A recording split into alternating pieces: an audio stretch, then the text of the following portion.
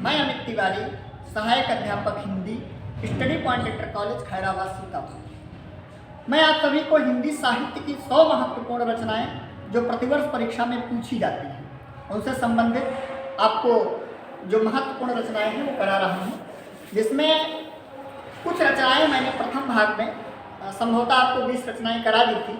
आज मैं 40 रचनाओं के साथ आपके समक्ष प्रस्तुत हुआ हूँ और यह सभी रचनाएं महत्वपूर्ण हैं। आप उसी के आगे समझिए। देखिए, इसी क्रम में मैंने हिंदी साहित्य और उनके लेखक, देखिए सबसे पहले आंसू जयशंकर प्रसाद, बहुत महत्वपूर्ण रचना है। जयशंकर प्रसाद जी का खंडकाव्य है, 1925 में प्रकाशित हुआ था।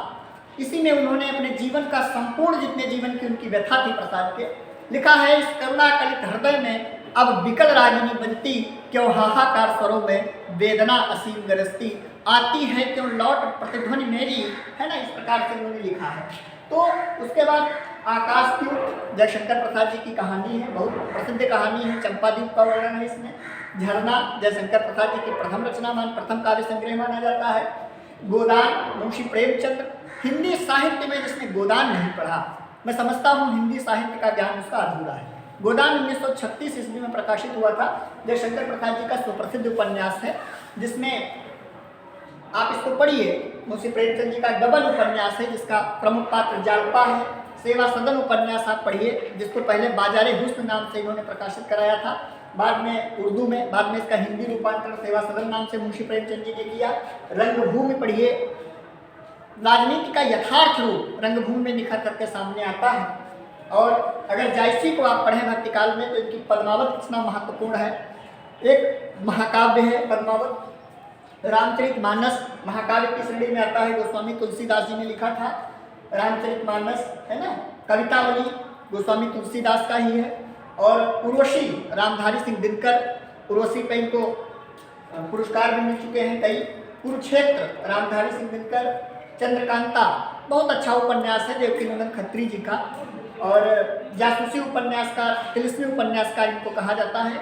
ऐसा माना जाता है कि देवकीनंदन खत्री के उपन्यासों को पढ़ने के लिए अंग्रेज लोगों ने, माने जिनको अंग्रेजी हिंदी का ज्ञान नहीं था, अंग्रेजी का ज्ञान था, ऐसे लोगों ने हिंदी सीखी थी देवकीनंदन खत्री के उपन्यासों को पढ़ने के लिए। इसी प्रकार प्रिय प्रवास अयोध्या सिंह उपाध्याय हरिऔध, ठीक है। मैला आंचल फणीश्वरनाथ रेणु, ग्रामीण अंचल की संपूर्ण कथा, पूर्णिया जिले के, बिहार के पूर्णिया जनपद की कथा है।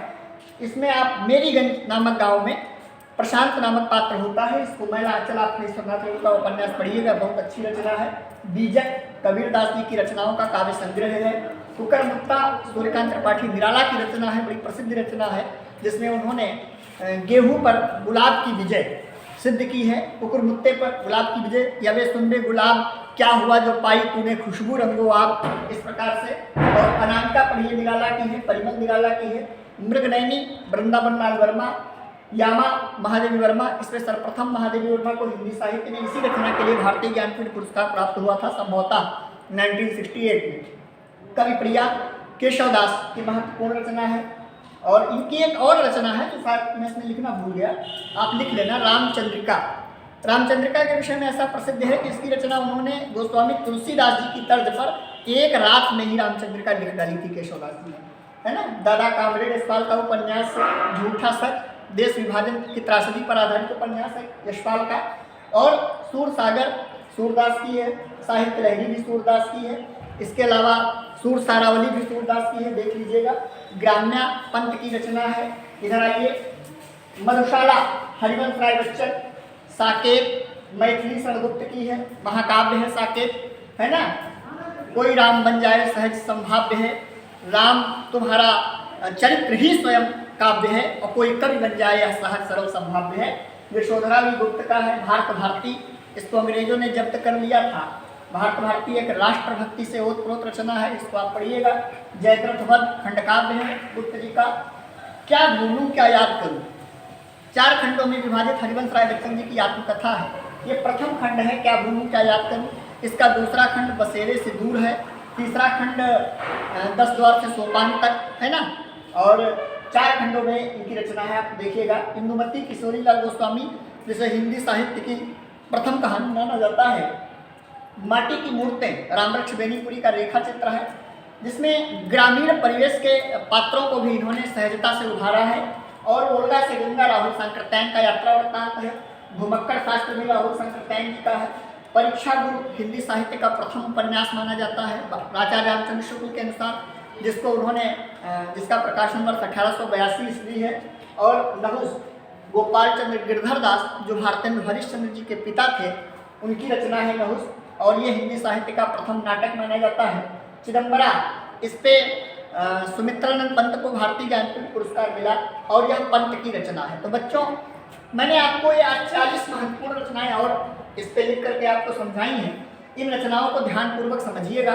प्रकाशन वर्ष आपके लिए भी इतना महत्वपूर्ण नहीं है, लेकिन रचनाएं बहुत महत्वपूर्ण हैं, और कोशिश करिएगा कि इन रचनाओं को पढ़िए। जितनी रचनाएं आपको प्राप्त हो जाएं, एक एक रचना उसका संशोधन कीजिए। ऐसे कोरोना जैसी वैश्विक महामारी में यदि आप इनका अध्ययन करते हैं घर पे, तो मैं समझता हूँ आपका हिंदी का ज्ञान वृहद होगा, आप जागरूक होंगे, और हिंदी के प्रति, मातृभाषा के प्रति आपके अंदर लगाव होगा। अंत में मैं सिर्फ इतना कहते हुए इस क्लास को समाप्त करूँगा कि जो भरा नहीं है भावों से, बहती जिसमें रसधार नहीं, वह हृदय नहीं है, पत्थर है जिसमें स्वदेश का प्यार नहीं। बहुत बहुत धन्यवाद बच्चों।